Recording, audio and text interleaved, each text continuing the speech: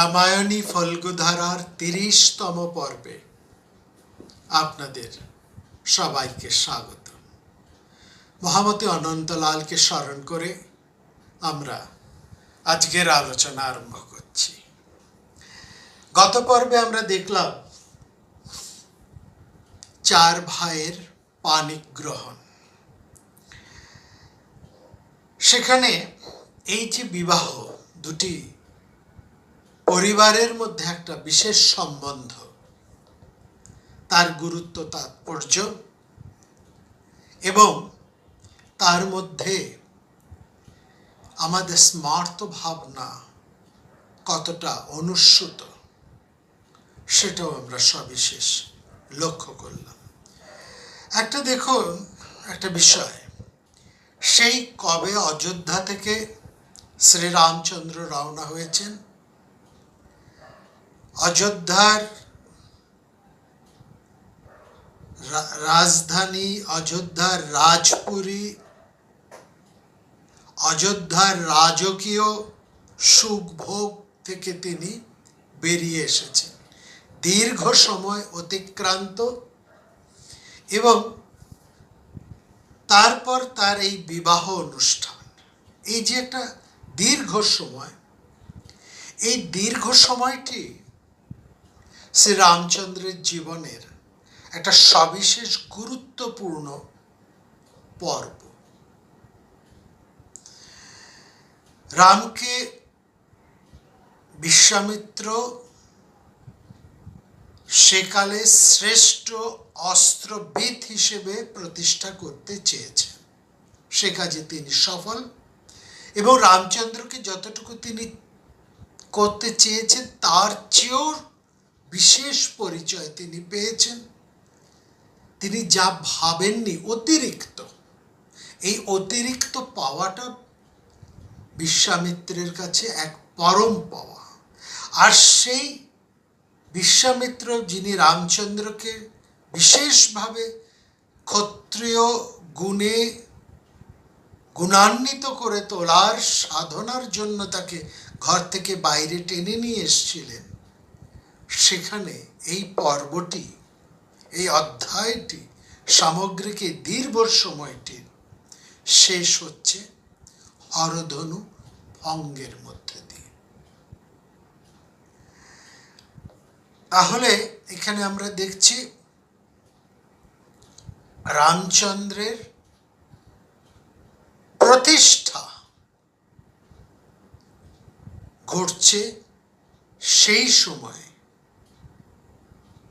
এই হরধনু ভঙ্গের মধ্যে দিয়ে। তার আগে যে সমস্ত কাজ রামচন্দ্র করেছেন, শ্রীরামচন্দ্র, সেগুলো অত্যন্ত গুরুত্বপূর্ণ। তার মধ্যে অবশ্যই অহল্যার পুনঃপ্রতিষ্ঠা আছে। অর্থাৎ রামচন্দ্রের মধ্যে আমরা একাধারে ক্ষত্রিয়ের শক্তি, বলবীর্যতা এবং এক ধীরোদাত্ত ব্যক্তিত্বের চরিত্র দেখতে পাচ্ছি। অর্থাৎ রামচন্দ্র ক্রমশই ধীরোদাত্ত নায়ক হিসেবে প্রতিষ্ঠিত হয়ে উঠেছে। এটা খুব গুরুত্ব দিয়ে অনুধাবনের বিষয়। এবং দশরথের কাছে জনক যতবার কথা বলছেন, প্রত্যেকবারই তিনি এই হরধনু ভঙ্গের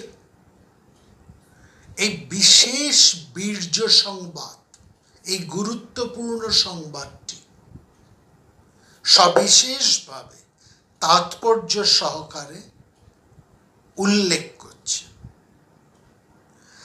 আরেকটা জিনিস, মহারাজ রাজর্ষি জনক তিনি যে কথাটি রামচন্দ্র সম্পর্কে তার পিতা দশরথের কাছে বলছেন, তার ভবিষ্যৎ জামাতা সম্পর্কে, শ্বশুর রাজর্ষি জনকের যে মূল্যায়ন, সেটি আমাদের এখানে একটু বোঝার। তিনি বলছেন, বীর্যবর্ত সত্তায় যারা শ্রেষ্ঠতম,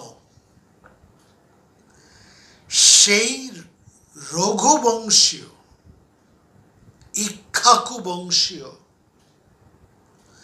এক পুরুষকে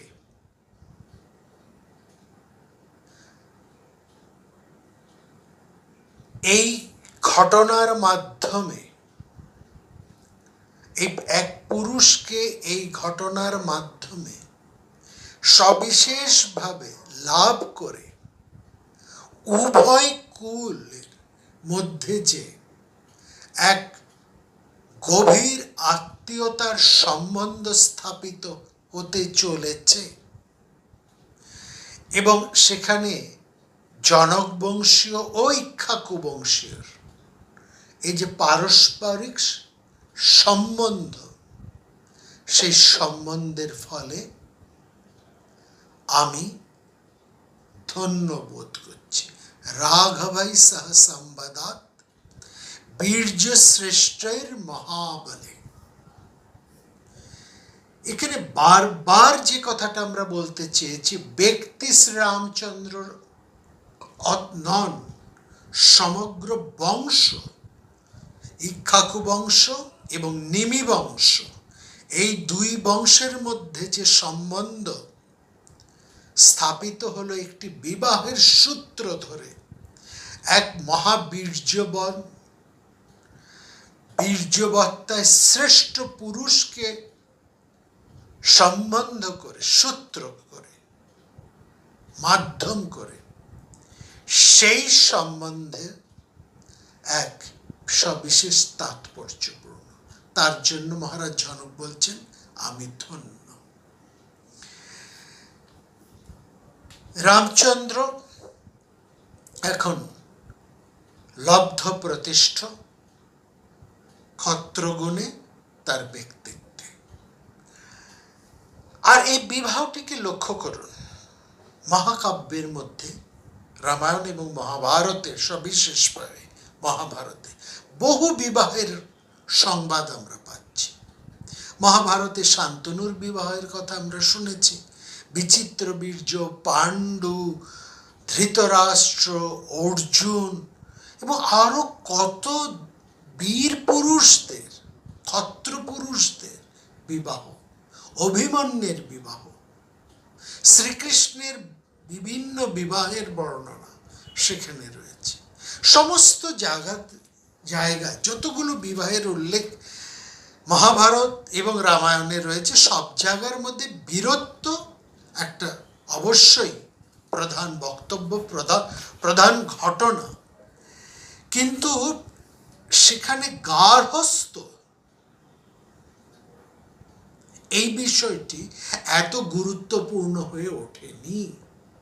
সামাজিকতা, গার্হস্থ্য ধর্ম বা এই বিবাহকে কেন্দ্র করে স্মার্ত অনুষ্ঠান কোথাও এত গুরুত্ব পায় না, কোথাও তো উল্লেখ পর্যন্ত নেই।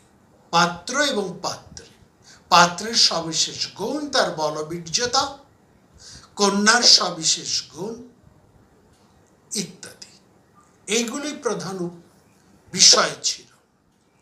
কিন্তু রামচন্দ্রের মধ্যে এগুলো আছে, কিন্তু সেটা যেন অনেকটাই চাপা পড়ে গেছে বাদ বাকি পারিবারিক, কুল, বংশ এবং সামাজিক তথা স্মার্ত বিধি, এই সমস্ত উদযাপনে। এখানে আমরা একটা জিনিস দেখছি, রামচন্দ্রের এই যে বিবাহ, যেটা আমরা গতবার পর্বে বারবার আমরা বলেছি, সেখানে পিতা দশরথ যতক্ষণ না এসে উপস্থিত হচ্ছেন, বিবাহ শুরু হচ্ছে না। রামচন্দ্র যেন এখানে অপ্রাপ্ত বয়স্ক, তার গার্জিয়ান আসবে, তিনি মত দেবেন, বিবাহ হবে, এমনটা কিন্তু নয়। কিন্তু সেখানে এটাই দেখাচ্ছে যে কবি এখানে সামাজিকতা এবং গার্হস্থ্য ধর্মকে প্রদান করে তুলেছে। রামায়ণ গার্হস্থ্য ধর্মের এক দলিল, বা সমস্ত গার্হস্থ্য ধর্মের মানুষের কাছে অনুকরণীয়, অনুসরণযোগ্য প্রতিদিনের। মহাভারত কিন্তু তা নয়। আরেকটা জিনিস আমরা দেখছি এই রামায়ণে, রামচন্দ্রের ভূমিকা যাই থাকুক না কেন, যতক্ষণ বিবাহের এই অনুষ্ঠান চলছে, আয়োজন যা কিছু আড়ম্বর, রামচন্দ্র নির্বাক, সীতার তো দেখাইনি। তিনি একেবারে বিবাহের সভায় এসে উপস্থিত হয়েছেন। তার অন্যান্য ভগিনীদের ক্ষেত্রেও একই কথা। তো যাই হোক, এই বিবাহ সুসম্পন্ন হলো। পাণিগ্রহণ, 4 ভাই তাদের স্ত্রীর পাণিগ্রহণ করলেন, মঙ্গল মন্ত্র উচ্চারিত হলো, শুভদৃষ্টি হলো, যাবতীয় স্মার্ত বিধি পালিত হলো, বিবাহ সম্পন্ন হলো। মহারাজ দশরথ অনেক দান ধ্যান করলেন। তিনি এবার তার পুত্র এবং পুত্রবধূদেরকে নিয়ে অযোধ্যার উদ্দেশ্যে রওনা দিলেন। এই যে রওনা দিচ্ছেন, এই সময় একটি ঘটনা ঘটল। হঠাৎ একটা যেন কেমন দুর্যোগের চিহ্ন দেখলেন দশরথ। হ্যাঁ, আরেকটা কথা, এই দশরথ নাম উচ্চারের সঙ্গে দেখছি যে এখানে বারবার দশরথকে বলা হচ্ছে বৃদ্ধ দশরথ। দশরথ এখানে অনেক বৃদ্ধ হয়েছে। যে দশরথের পরিচয় রামায়ণে আছে, তার ক্ষত্র শক্তির পরিচয়, তার বলদর্পিতার পরিচয়, বলবীর্যতার পরিচয়, যার জন্য তিনি দেবতাদের কাছে পরম আদরণীয়, সেই দশরথকে আমরা এখানে দেখছি না। তিনি বৃদ্ধ স্নেহান্ধ পিতা, যিনি সবসময় পুত্রকে তার স্নেহাচ্ছায়ে ঘিরে রাখেন, এবং এমন কিছু ঘটনা ঘটলে তিনি সবচেয়ে বেশি ভয় পান। একটা দুর্লক্ষণের আভাস দেখা দিল যাত্রাপথে। দশরথ অস্থির হয়ে উঠলেন, এবং দশরথের আশঙ্কাকে পরিপূর্ণ করে সেখানে একটি ইঙ্গিত অবশ্য আছে যে পাখিরা ভয় পাচ্ছে, পশুরা পালাচ্ছে, কিন্তু মৃগরা প্রদক্ষিণ করছে। বশিষ্ঠ বলছেন এখানে দুটি ইঙ্গিত স্পষ্ট। পশু পাখিদের আচরণ দেখে বোঝা যাচ্ছে ভবিষ্যতে বা সামনে কোনো বিপদ আসতে চলছে, কোনো অমঙ্গল ঘটতে চলেছে, কিন্তু হরিণদের এই প্রদক্ষিণ সূচিত করছে যে সেই অমঙ্গল অচিরেই কেটে এক বিশেষ মঙ্গল সূচিত হবে। এই দ্বিধা দ্বন্দ্ব, দশরথের ভয়, শঙ্কা, সবকিছুর মধ্যে সবকিছুকে সত্য করে সেখানে ভয়ঙ্কর ভাবে উপস্থিত হলেন ভার্গব, জামদগ্নি, পরশুরাম। এই পরশুরামের কথা যেই মাত্র আমরা শুনলাম, আমাদের মনে পড়ে গেল যে এই পরশুরামকে আমরা পেয়েছি, আগেও পেয়েছি মহাভারতে। আমরা 3 জন রামের কথা পাই। একজন শ্রীরামচন্দ্র, দ্বিতীয়জন এই জামদগ্নি পরশুরাম, যমদগ্নি ঋষি যমদগ্নি পুত্র জামদগ্নি পরশুরাম, আর তৃতীয়জন সংকর্ষণ বলরাম। এই 3 রাম। তো এইখানে এই জামদগ্নি পরশুরামের কথাটা একটু আমাদের বলে নিচ্ছি, তার পরিচয়। পৃথিবীকে তিনি নিজের শক্তিতে, এই ব্রাহ্মণ সম্পূর্ণ ক্ষত্রিয় শূন্য করে পৃথিবীর অধীশ্বর হয়েছিলেন। একটা সময় ছিল যখন ব্রাহ্মণের এবং ক্ষত্রিয়দের মধ্যে ভীষণ বিরোধ সৃষ্টি হয়ে গিয়েছিল। এই বিরোধ বারবার ঘটেছে, অনেকবার ঘটেছে, এখানে ভয়ঙ্করভাবে ঘটেছে, এবং তার ফলে আমরা দেখেছি ব্রাহ্মণ পরশুরাম তিনি ক্ষত্রবৃত্তি গ্রহণ করে পৃথিবীকে একবার নয়, দুবার নয়, 21 বার ক্ষত্র শূন্য করেছেন। এই 21 বার ক্ষত্র শূন্য করাটা সেই মহাকাব্যের একটা অতিশয় উক্তি, কিন্তু এটা ঠিক, তিনি ক্ষত্র শূন্য করেছিলেন। ক্ষত্রিয়দেরকে তিনি পৃথিবী একেবারে নিক্ষত্রিয় করে ছেড়েছিলেন এবং ক্ষত্রিয়দেরকে তিনি চরম শাস্তি দিয়েছিলেন। কি সেই ঘটনা একটু শুনে নি। পরশুরামের এই যে ঘটনা, সেটার মধ্যে আমরা দেখছি মহাভারতে হৈহয় বংশ কথা আমরা পাই। তো এই হৈহয় বংশের সঙ্গে ভৃগুবংশীয়, পরশুরাম হচ্ছেন ভৃগুবংশীয়, ভার্গব বংশীয়, এই ভৃগুবংশীয়দের উপর হৈহয় বংশের একটা বিরোধ আছে। হৈহয় বংশটা হচ্ছে ক্ষত্রিয় আর ভৃগু বা ভার্গব বংশীয়রা হচ্ছেন ব্রাহ্মণ। এই ভৃগুরা ভার্গব বংশীয়দের উপরে হৈহয় বংশরা নৃশংসতম অত্যাচার করেছিল। হৈহয় বংশের বিতহব্য নামে এক রাজার কথা আছে। হৈহয়রা দীর্ঘকাল ধরে কাশী রাজের সাথে তাদের একটা বিরোধ ছিল। বিতহব্যের 100 পুত্রের বারংবার আক্রমণে কাশীরাজ হরযশ্ব, যার কথা আমরা খুব শুনেছি, তার পুত্র সুদেব পরাজিত হন এবং নিহত হন। সুদেবের পুত্র দিবদাস তিনি পুরো পরাজিত হয়ে রাজ্য ত্যাগ করে মহর্ষি ভরদ্বাজের আশ্রমে আশ্রয় নেন। ভরদ্বাজের আশ্রমে দিবদাসের পুত্র প্রতর্দনের জন্ম হয়। এই প্রতর্দনের সময় হৈহয়দের পরাজয় আরম্ভ হয়। ক্রমে অবস্থা এতটাই শোচনীয় হয় যে হৈহয় রাজা বিতহব্য রাজধানী ছেড়ে পালিয়ে মহর্ষি ভৃগুর আবাসে ভৃগুর শরণাপন্ন হন। ভৃগুর কৃপায় বিতহব্যের প্রাণ রক্ষা হল এবং বিতহব্য পরবর্তী সময়ে তিনি ব্রাহ্মণত্ব গ্রহণ করেছিলেন। তিনি ব্রাহ্মণ ধর্ম নিয়েছিলেন, ক্ষত্র ধর্ম ত্যাগ করে। অবশিষ্ট হৈহয়রা ভৃগু ঋষির কৃপায় প্রাণ রক্ষা করেন। এখান থেকে ভৃগুদের সাথে হৈহয়দের একটা সম্পর্ক তৈরি হয় এবং এই পরবর্তী একটা দীর্ঘ সময় ধরে হৈহয়রা ব্রাহ্মণদেরকে প্রদান করে তাদেরকে দানে মানে তুষ্ট করে নিজেরাও সমৃদ্ধ হয়ে উঠেছিলেন। কিন্তু একটা সময় দেখা যায় হৈহয় রাজা কৃতবীর্যের মৃত্যুর পর হৈহয়রা আবার বিশৃঙ্খল এবং অত্যাচারী হয়ে ওঠেন।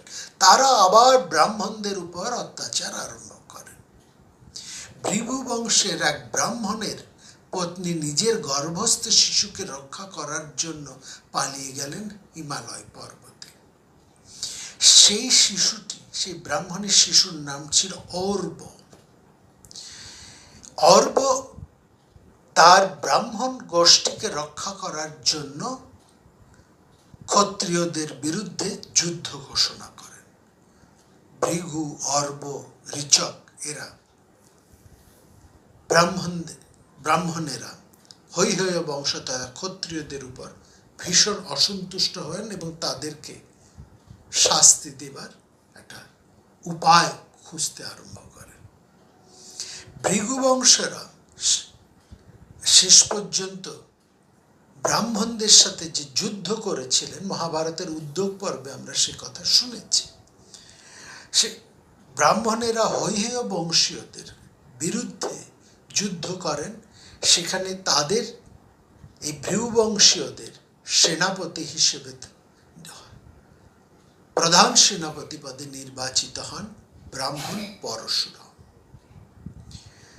পরশুরামকে আমরা দেখি সেই পরবর্তী সময়ে তিনি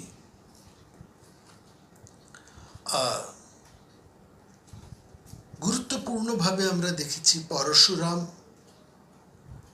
তিনি জামদগ্নির পিতা। সন্তান। এই হৈহেয় বংশরা কিন্তু একসময় জামদগ্নিকে আক্রমণ করেন এবং জামদগ্নিকে তার আশ্রমে বধ করে। সেই সময় সেই আশ্রমে পরশুরাম ছিলেন না। অর্থাৎ পরশুরামের উপরে প্রতিহিংসা নেবার জন্য তারা পরশুরামের পিতা জামদগ্নির আশ্রমে উপস্থিত হন এবং সেখানে একলা জামদগ্নিকে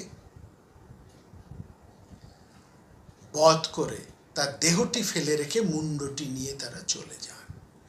জামদগ্নির স্ত্রী রেণুকা, যিনি পরশুরামের জননী, তিনি 21 বার বক্ষ চেপে কেঁদেছিলেন। এইভাবে তার স্বামীকে বধ করায়, নৃশংসভাবে বধ করায় তিনি 21 বার বক্ষ চাপড়ে আর্তনাদ করেছিলেন। তার পুত্র জননীর এই শোক অপদমনের জন্য তিনি 21 বার নিক্ষত্রিয় করেছিলেন এই পৃথিবীকে।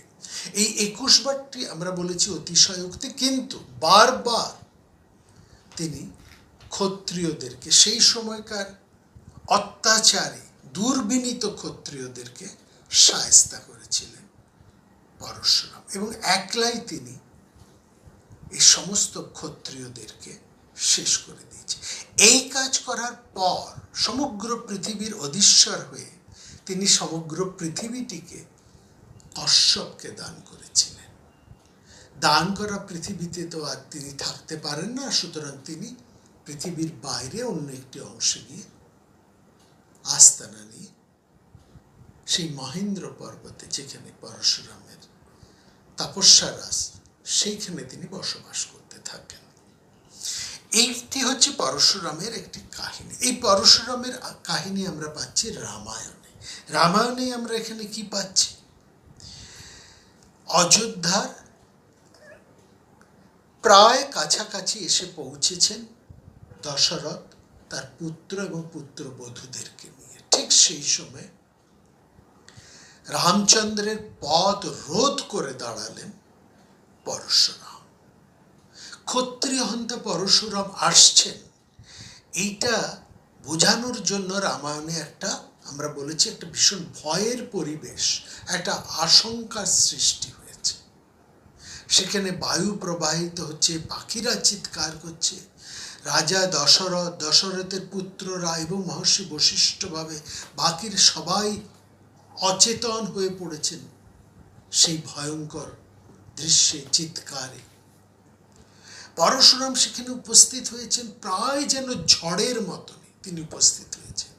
হাতে তার এক দিব্য ধনুক, কাঁধে তার সেই পরশু। সেই পরশু বা কুঠারের জন্যই তার নাম পরশুরাম। পরশু অর্থে কুঠার। বশিষ্ঠ ঋষিরা ওরকম ক্রুদ্ধ পরশুরামকে দেখে তারা ভাবলেন তিনি কি আবার ক্ষত্রিয় সংহারে নেমে পড়েছেন, কারণ ইতিমধ্যে তার ক্রোধ অনেকটা শান্ত হয়েছিল, তিনি তপস্যা ক্লান্ত। কিন্তু এইভাবে তাকে ছুটে আসতে দেখে বশিষ্ঠরা ভাবলেন তিনি কি আবার সেই আগের চেহারায় ফিরে গেলেন, আবার কি তিনি ক্ষত্রবধ করবেন, ক্ষত্রিয় নিধনে তিনি উদ্যত হয়েছে। পরশুরাম শুনেছেন যে রামচন্দ্র শিবের হরধনুটি ভঙ্গ করেছেন, সুনাভ সেই ধনুটি ভঙ্গ করেছেন। সেই জন্য ক্রুদ্ধ হয়ে পরশুরাম সরাসরি রামকে জিজ্ঞেস করলেন যে বিশ্বকর্মা একই রকমের দুটো ধনুক তৈরি করেছিলেন, এর মধ্যে একটি তিনি ভগবান বিষ্ণুকে দিয়েছেন, আরেকটি তিনি ত্রিপুর দহনের সময়, ত্রিপুর রাক্ষস এবং তার সেই ত্রিপুর নগর রাজ্যকে দহনের সময় তিনি শিবকে দিয়েছেন। এই জন্য শিবের আরেক নাম ত্রিপুরারি। সেই ত্রিপুর দহনকারী শিবের ধনুকটিকে তুমি ভেঙে ফেলেছ, কিন্তু এই বিষ্ণুর ধনুকটি সেই হরধনুর থেকেও অনেক বেশি শক্তিশালী, শোনাবের চেয়ে। তুমি এই ধনুকে গুণ পরিয়ে দেখাও তো দেখি তুমি কত বড় বীর। যদি ধনুকে গুণ পরাতে পারো তবে তোমার সাথে আমি দ্বন্দ্ব যুদ্ধ করব।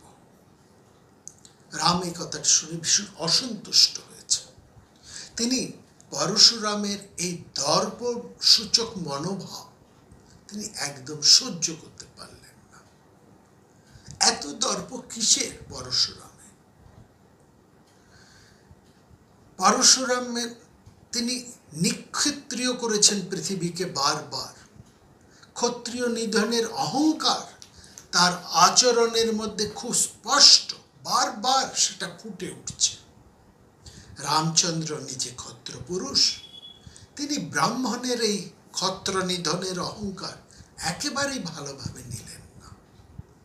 তিনি ক্রুদ্ধ হয়ে পরশুরামের সেই ধনুকটির মধ্যে গুণ পরিয়ে স্বর যোজনা করে বললেন, পরশুরামকে উদ্দেশ্য করে, আপনি ব্রাহ্মণ, তার উপর আমার গুরুস্থানীয় মহর্ষি বিশ্বামিত্রের আত্মীয়, সুতরাং আমি আপনাকে হত্যা করতে পারি না। এখন বলুন আমি কি করব?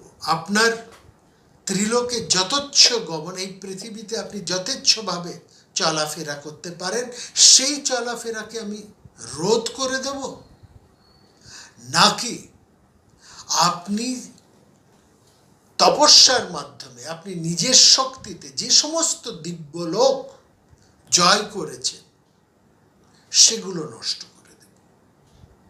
আমার নিক্ষিপ্ত বাণ তো ব্যর্থ হতে পারে না। আপনি বলুন এর মধ্যে কোনটা আমি করব? পরশুরামের দর্প তো ইতিমধ্যেই চূর্ণ হয়ে গিয়েছে। শ্রীরামচন্দ্রের সামনে তিনি নতি স্বীকার করলেন, এবং অবশ্য নতি স্বীকার করতে তিনি বাধ্য। তিনি বিনীতভাবে বললেন শ্রীরামকে যে আমি সমস্ত পৃথিবী জয় করে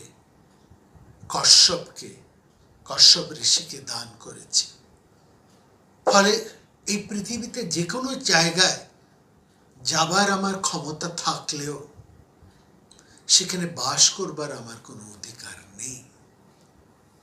দিনের শেষে আমাকে মহেন্দ্র পর্বতে ফিরতেই হবে। অতএব আমার গতিশক্তি নষ্ট করো না। মহাভারতের মধ্যে আমরা এই ঘটনাটিকেও পাচ্ছি। আমরা মহাভারতে মহেন্দ্র পর্বত নয়, আমরা সেখানে দেখছি পরশুরাম শূরপারক দ্বীপে চলে গিয়েছেন। যাই হোক, সেটা যে যেখানেই যান, এখানে রামায়ণে তিনি বলছেন আমি মহেন্দ্র পর্বতে চলে যেতে চাই, সেটি আমার পিতা পিতামহের রাজ্য, সেখানেই আমি আশ্রয় নিতে চাই, সেখানেই আমার আশ্রম। রামচন্দ্র পরশুরামের এই অনুরোধ রক্ষা করলেন। তিনি তার যথেচ্ছ বিচরণের ক্ষমতা নষ্ট করে নিলেন না।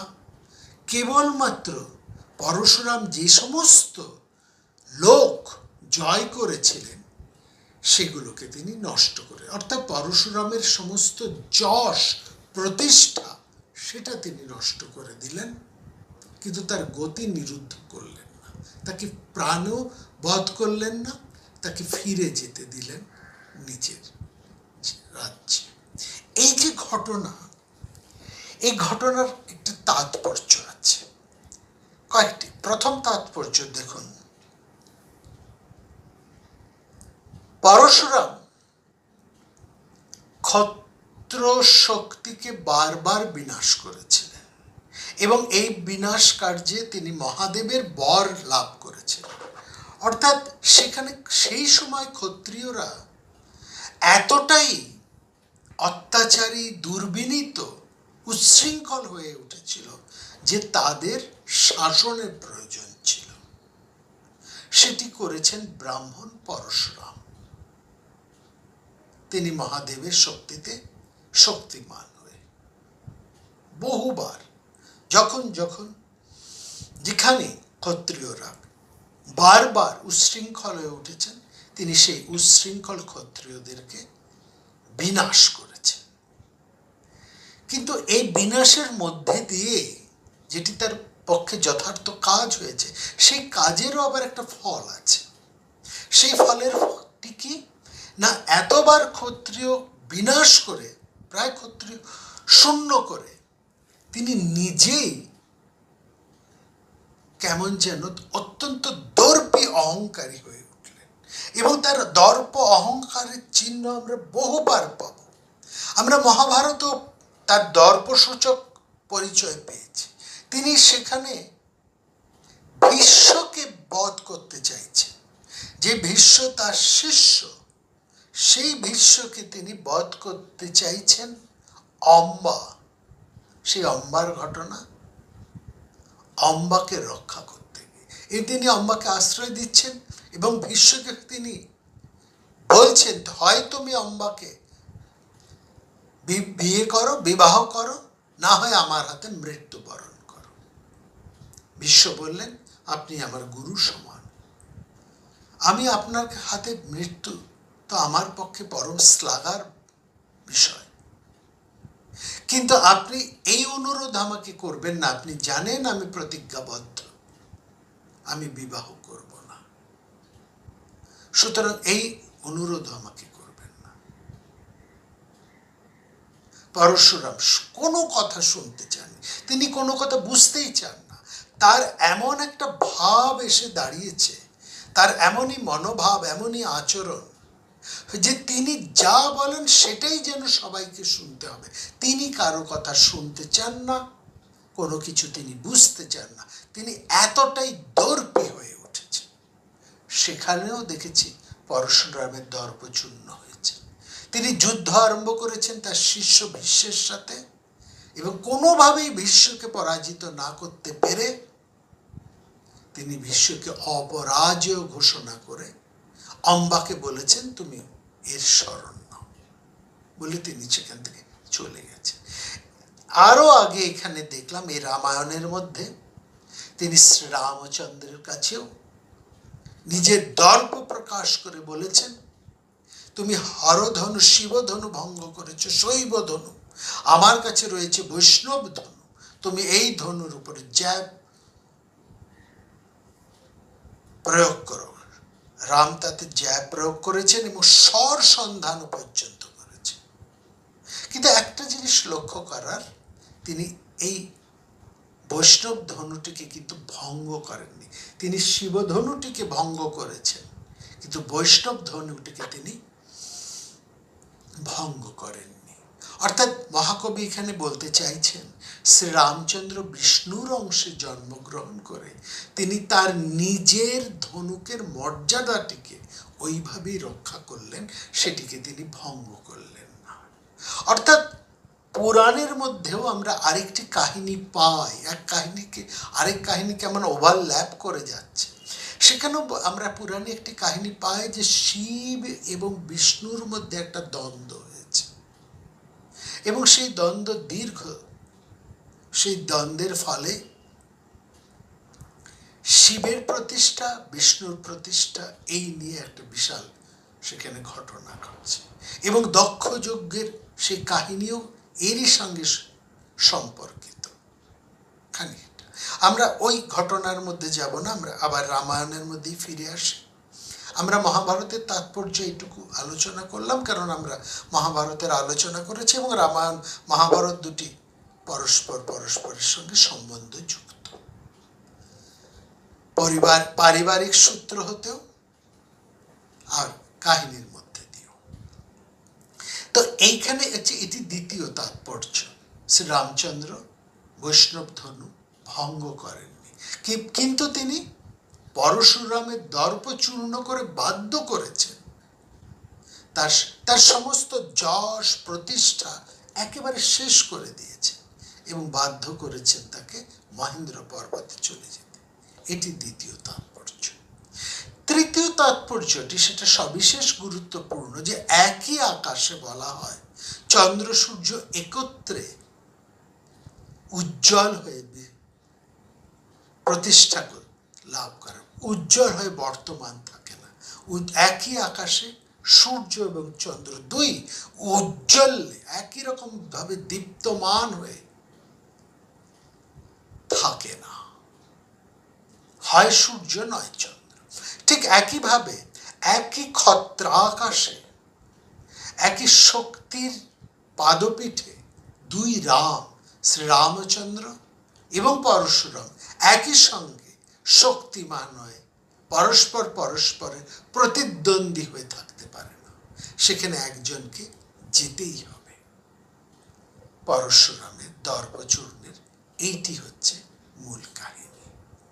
তো এই ঘটনার মধ্যে দিয়ে আমরা যেটা দেখছি, ক্ষত্রিয় সুলভ অহংকার ব্রাহ্মণ পরশুরামের মধ্যে এত বেশি এবং অত্যন্ত বেশি প্রকাশ পেয়েছে যে ক্ষত্রিয়দের দর্প চূর্ণ করে সেই দর্প যেন এসে বাসা বেঁধেছে ব্রাহ্মণ পরশুরামের মধ্যে। যে ব্রাহ্মণ পরশুরাম ক্ষত্রিয়দেরকে শিক্ষা দেবার জন্য বারবার তাদেরকে পরাজিত করেছেন, নিক্ষত্রিয় করেছেন, গৌরব সূচকভাবে যা 21 বার বলা হয়, সেই পরশুরাম যখন তিনি নিজেই প্রবল দর্পী হয়ে উঠলেন, অহংকারী হয়ে উঠলেন, তখন তার দর্প চূর্ণ করলেন আবার আরেক পরম ক্ষত্রবীর শ্রীরামচন্দ্র। এটি হচ্ছে এই কাহিনীর তাৎপর্য। দশরথ খুব ভয় পেয়ে গিয়েছিলেন। তিনি নতুন করে তার পুত্রকে অবলোকন করলেন। এর আগে যা কিছু ঘটনা ঘটেছে দশরথ তার শুনেছেন, মাত্র শুনেছেন তার পুত্র শ্রীরামচন্দ্রের যশের কথা, প্রতিষ্ঠার কথা, বলবীর্যতার কথা, তার পরাক্রমের কথা, তার হরধনু ভঙ্গ হবার কথা। কিন্তু এবার তিনি সরাসরি প্রত্যক্ষ করলেন তার পুত্রের বীরগৌরব, বীর্যবত্তা। তিনি এই মুহূর্তে একটি সিদ্ধান্ত নিয়ে ফেললেন। মহাসমারোহে পুত্রবধূদেরকে নিয়ে উপস্থিত হলেন। অযোধ্যা শ্রীরামচন্দ্রকে নিয়ে মহারাজ দশরথ তার অন্যান্য পুত্র এবং পুত্রবধূদেরকে নিয়ে, পুরবাসীরা এগিয়ে এসে রাজা এবং রাজপুত্র সহ অন্যান্য প্রত্যেক থেকে সাদরে অভ্যর্থনা করে নিয়ে এলেন। রাজপুরীতে মাঙ্গলিক শব্দে পরিপূর্ণ। রাজকুল রমণীদেরকে নিয়ে মহারানী ত্রয়ী, কৌশল্যা, কৈকেয়ী, সুমিত্রা মঙ্গল আচার সুসম্পন্ন করার জন্য, বধূ বরণের জন্য, পুত্রকে বরণ করার জন্য, পুত্র এবং পুত্রবধূদেরকে মাঙ্গলিক চিহ্নে বরণ করার জন্য তারা সাড়ম্বরে বেরিয়ে এলেন রাজপুরী থেকে। এখানে দেখলাম প্রত্যেক রানী তাদের সন্তানদেরকে এবং অন্যান্য, অর্থাৎ প্রত্যেক রাজপুত্রকেই প্রত্যেক রাজমহিষীরা হৃদয় ধারণ করলেন, স্নেহে, অপত্য স্নেহে বরণ করে নিলেন তাদের পুত্রবধূদের। যা কিছু মাঙ্গলিক আচার অনুষ্ঠান সেটাও এখানে সুসম্পন্ন হল। দীর্ঘ এই পথ আসতে 4 দিন সময় লেগেছে। প্রত্যেকে ক্লান্ত, যে যার ভবনে আশ্রয় নিলেন। মহারাজ দশরথ মনে মনে একটি সিদ্ধান্ত নিয়ে ফেলেছেন। তিনি ক্লান্ত শরীরেও কিন্তু সেই সিদ্ধান্তটিকে নিয়ে তার সম্পূর্ণ করার উপায় অনুসন্ধান করতে আরম্ভ করলেন। সমস্ত অযোধ্যা আনন্দ মুখর বিবাহর পরবর্তী অনুষ্ঠান এখানে অনুষ্ঠিত হবে। এরই মধ্যে আমরা দেখতে পেলাম অযোধ্যায় আরেকটি আনন্দ সংবাদ, আনন্দধ্বনি উচ্চারিত হল। পরের দিন সকালে যুধাজিৎ কৈকেয়ীর ভাই অশ্বপতি, কেকেয় রাজ অশ্বপতির পুত্র যুধাজিৎ, যিনি দীর্ঘ সময় ধরে রয়েছেন, এসেছিলেন তিনি তার ভাগিনীকে নিয়ে যাওয়ার জন্য ভরতকে। তিনি এই বিবাহ উপলক্ষে দীর্ঘ সময় রয়েছেন। তিনি এবার দশরথকে প্রার্থনা করলেন, আমার পিতা তার নাতিকে দেখতে চেয়েছেন, আপনি অনুমতি দান করুন। মহারাজ দশরথ স্মিত হাস্যে অনুমতি দান করলেন। ভরত একলা নন, ভরতের সাথে অনুজ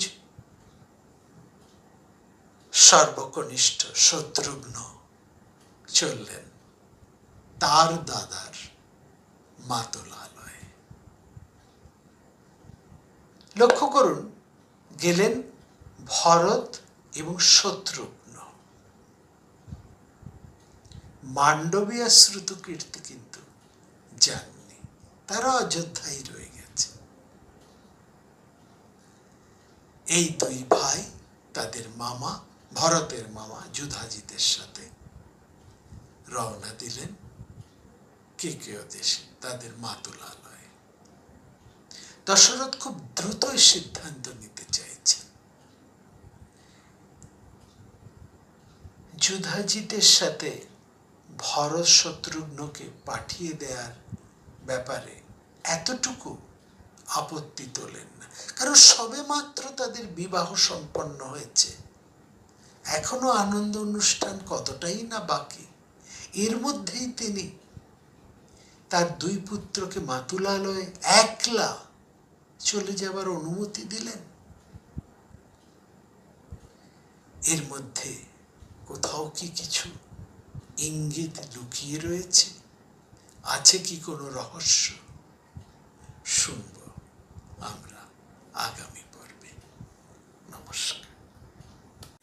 প্রাণারাম প্রাণারাম প্রাণারাম প্রাণারাম প্রাণারাম প্রাণারাম, কি যেন লুকানো নামে তাই মিষ্ট এত তব নাম। প্রাণারাম প্রাণারাম প্রাণারাম প্রাণারাম প্রাণারাম।